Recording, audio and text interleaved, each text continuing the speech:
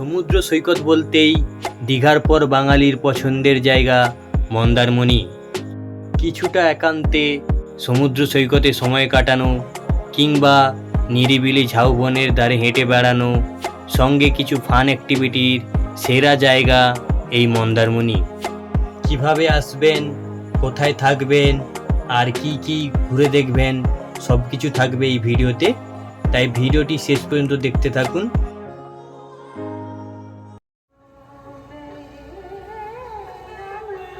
15ই August সকালে আমাদের মন্দারমণি যাত্রাটা শুরু হয়েছিল নন্দকুমার হাইরোড থেকে। একটা দীঘা হাওড়া বাসে করে আমরা যাব চাউলখোলাতে।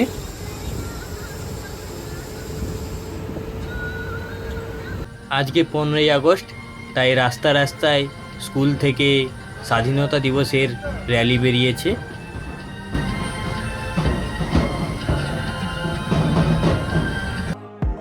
নন্দকুমার থেকে চাউলখোলা আসতে সময় লাগলো আমাদের 1 ঘন্টা 10 মিনিটের মতো। এসি বাসে ভাড়া নিল মাথার পিছু 100 টাকা করে। ট্রেনে করেও মন্দারমণি খুব কম খরচে আসা যায়। ট্রেনে করে আসার জন্য আপনাদের দীঘাগামী লোকাল বা এক্সপ্রেস ট্রেন ধরতে হবে। লোকাল ট্রেনে এলে আপনাদের নামতে হবে আশাপূর্ণা দেবী স্টেশনে, আর এক্সপ্রেসে এলে নামতে হবে কাঁথি স্টেশনে। স্টেশনের বাইরে থেকে অটো, টোটো বা 4 চাকায় করে আপনাদের পৌঁছতে হবে চাউলখোলাতে। চাউলখোলা বাস স্ট্যান্ডের পাশেই অনেক অটো, টোটো পেয়ে যাবেন। এখান থেকে শেয়ারে বা রিজার্ভ করে আপনাদের পৌঁছতে হবে মন্দারমণিতে। চাউলখোলা থেকে অটোতে শেয়ারে ভাড়া পড়বে মাথা পিছু 30 টাকা করে, আর রিজার্ভ করে নিলে ভাড়া পড়বে 150 থেকে 200 টাকার মধ্যে। চলে এসেছি মন্দারমণি মনসা মন্দিরের সামনে। এখানেই আমাদের অটো নামিয়েছে। মনসা মন্দিরের সামনের অটো স্ট্যান্ডের সাইডে রয়েছে পার্কিং, আর পাশের ওই রাস্তাটা চলে গেছে বিচের সামনে।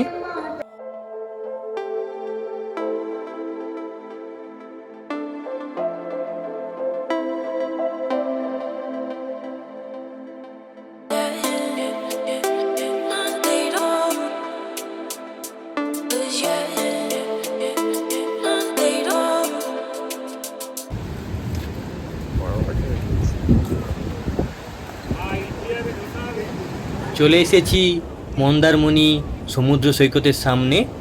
আমরা যারা দীঘা সমুদ্র সৈকত দেখে অভ্যস্ত, তার থেকে অনেক কোলাহল মুক্ত এই মন্দারমণি সমুদ্র সৈকত। সকাল থেকে বেরিয়েছি, এখনও কিছুই খাওয়া হয়নি, তাই হোটেলে যাওয়ার আগেই ব্রেকফাস্টটা সেরে নেব। এই আশেপাশের দোকান থেকেই ব্রেকফাস্টটা করব। লুচি আছে 5 পিস 30 টাকা পড়বে, বড়টা আছে 2 পিস 40 টাকা পড়বে। ওর সঙ্গে তরকারি আছে, মুড়ি তরকারি 30 টাকা, ডিম টোস্ট 35 টাকা, আর বাটার টোস্ট 35 টাকা। এটা খেতে পারেন। লুচি আর ঘুগনি নিয়ে নিয়েছি। 5 পিস লুচি সঙ্গে ঘুগনি আমাদের পড়লো 30 টাকা করে। ব্রেকফাস্ট সেরে একটি অটোয় করে হোটেল দেখার জন্য বেরিয়ে পড়েছি। আমাদের যেহেতু আগে থেকে কোনো হোটেল বুকিং করা ছিল না, তাই অটোয় করে একবারে এসেই হোটেলের সামনে গিয়ে বুকিং করব। অনেক খোঁজাখুঁজির পর বাজেটের মধ্যে একটি হোটেল পেয়ে গেছি, হোটেল সাগর বালিকা। রিসেপশানে সব ফর্মালিটি সেরে নিয়ে চলুন আপনাদের রুমটা দেখাই।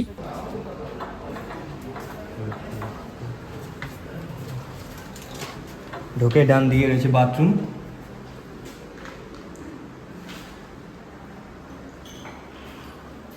বাথরুমে কুমোড রয়েছে, শাওয়ার আছে, একটা বালতি মগ দেওয়া রয়েছে, আর সাইডে বেসিন আছে, আর একটা ছোটো সাবান আর 2টো শ্যাম্পু দেওয়া আছে, একটা মিররও আছে, একটা ডাস্টবিন আছে,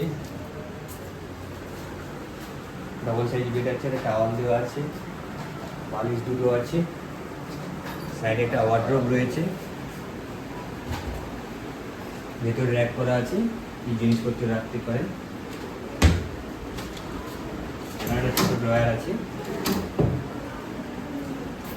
এপাশে আর একটা আলমারি টাইপের করা আছে, ভেতরে দুটো হ্যাঙ্গার আছে, পাশে আরেকটা ওয়ার্ড্রোব আছে, ভেতরে ব্ল্যাঙ্কেট দেওয়া রয়েছে, টিভি রয়েছে, একটা ড্রয়ার আছে, টিভি আছে,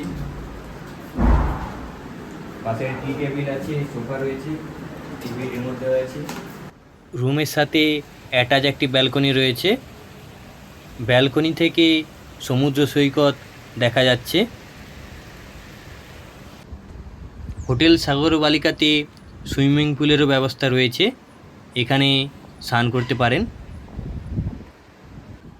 এবং হোটেলের একদম সামনেই রয়েছে সমুদ্র সৈকত, হোটেল থেকেই যাওয়ার রাস্তা রয়েছে, তবে জোয়ারের সময় এখান থেকে নামা যায় না।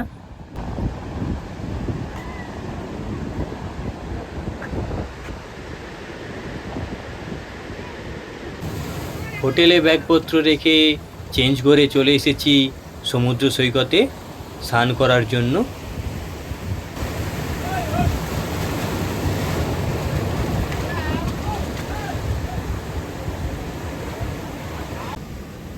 তবে এখন জোয়ার হওয়ায় প্রশাসন থেকে নামতে দিচ্ছে না, তাই আমাদের কিছুক্ষণ বিচে বসেই অপেক্ষা করতে হবে।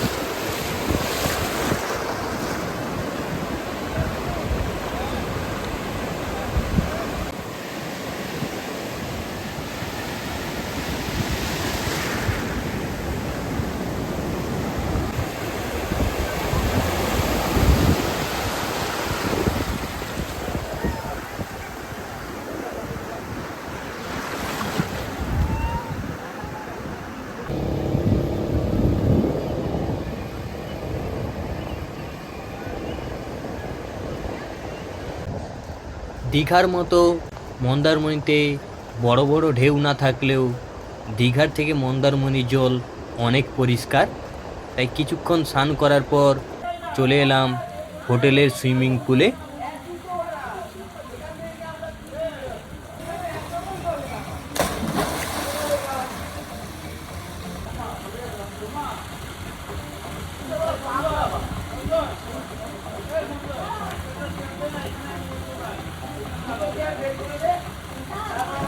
সুইমিং পুলে স্নান করে ফ্রেশ হয়ে আমরা বেরিয়ে পড়লাম একটা অটো ধরে লাল কাঁকড়া বিচে যাওয়ার জন্য। মনসা মন্দির থেকে লাল কাঁকড়া বিচে যাওয়া এবং আসার জন্য ভাড়া নিল 200 টাকা করে। পিচ রাস্তা থেকে সোজা একটি মাটির রাস্তা চলে গেছে লাল কাঁকড়া বিচের দিকে। কিছুটা হেঁটে আসার পরই চলে এসেছি লাল কাঁকড়া বিচে। বিস্তীর্ণ এই বিচে লোকজন প্রায় নেই বললেই চলে, হাতে গোনা 2-1 দেখা যাচ্ছে। তবে সন্ধে হয়ে যাওয়ার জন্য লাল কাঁকড়া তেমন দেখতে পেলাম না, 2-1টা লাল কাঁকড়া দেখতে পেলাম। আর দূরে ওই মন্দারমণি সমুদ্র সৈকতের আলো দেখা যাচ্ছে, তাই এখন মন্দারমণি সমুদ্র সৈকতেই ফিরে যাব। কাল সকালে আবার আসবো লাল কাঁকড়া দেখা পাওয়ার জন্য। চলে এসেছি মন্দারমণি মনসা মন্দিরের সামনে। এখন আমরা মন্দারমণির বাজার ঘুরে দেখব। দীঘার মতো অত দোকান না থাকলেও এখানে যে কটি দোকান রয়েছে প্রত্যেকটি দোকানেই জরুরি সব জিনিসপত্র পাওয়া যাচ্ছে। ড্রাই ফ্রুটস থেকে টুপি, চশমা এবং বিভিন্ন ঝিনুকের তৈরি গয়নাগাটি সব রকমই জিনিস পাওয়া যাচ্ছে এখানে।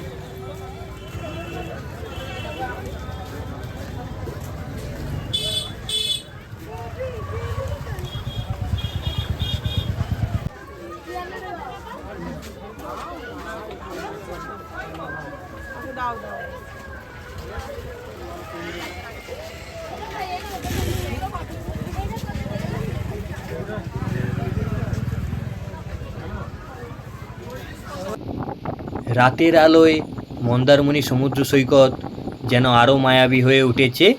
চারিদিকে আলো ঝলমল করছে এবং মানুষজন তাদের একান্ত সময় কাটাচ্ছে।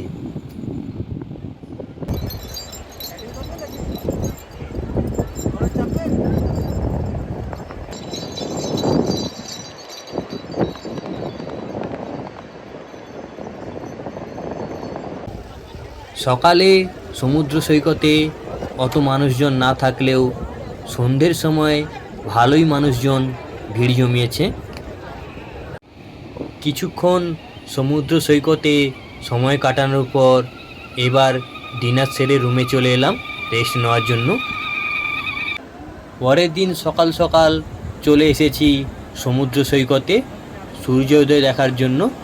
তবে মেঘলা আকাশ থাকার জন্য ভালোভাবে সূর্যোদয় দেখতে পারিনি, তাই কিছুক্ষণ বিচে এমনিই কাটিয়ে দিলাম সময়।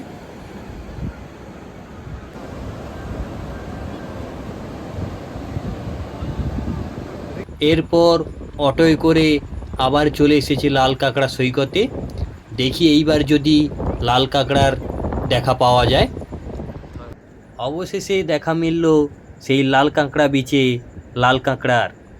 তবে কাছে গেলেই আবার গর্তে ঢুকে যাচ্ছে, তাই টাইম ল্যাপস অন করে কিছুটা দূরে সরে গেলাম।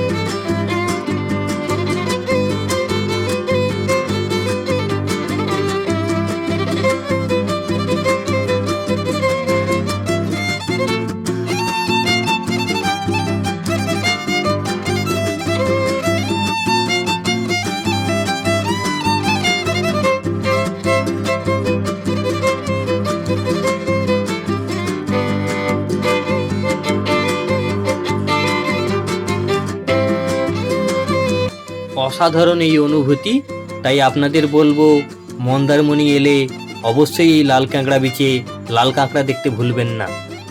এখানেই আমাদের মন্দারমণি ট্রিপ শেষ করে হোটেল থেকে চেক আউট করে একটি অটো ধরে আবার বেরিয়ে পড়লাম চালখোলার উদ্দেশ্যে বাসে ওঠার জন্য। তো বন্ধুরা, ভিডিওটি কেমন লাগলো? যদি ভালো লেগে থাকে লাইক, শেয়ার, কমেন্ট ও সাবস্ক্রাইব করতে ভুলবেন না।